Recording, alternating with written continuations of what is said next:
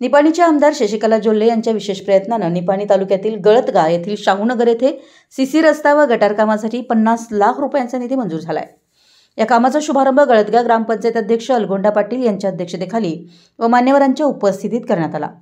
प्रारंभी गळतगा ग्रामपंचायत अध्यक्ष अलगोंडा पाटील यांच्या हस्ते जेसीबी यंत्राचं पूजन व श्रीफळ वाढवून तर शाहूनगर येथील ज्येष्ठ नागरिक पद्मना मड्डे यांच्या हस्ते श्रीफळ वाढवून कामाचा शुभारंभ करण्यात आला।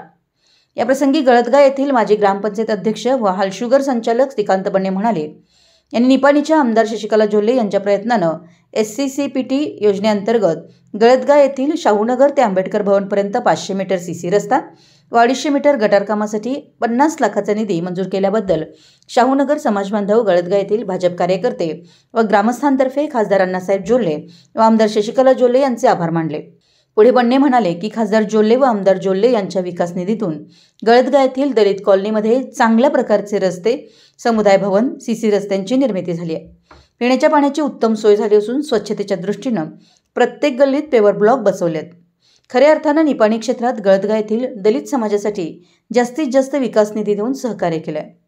यापुढेही येणाऱ्या योजनेतून गावातील सर्व गल्लीत सीसी रस्ते व गटारे होणार असून खासदार जोल्लेंनी जल जीवन पाणी योजनेसाठी रुपये 7.5 कोटी मंजूर केल्याची माहिती देऊन त्याचीही पूर्तता काही दिवसात होईल असं स्पष्ट केलं।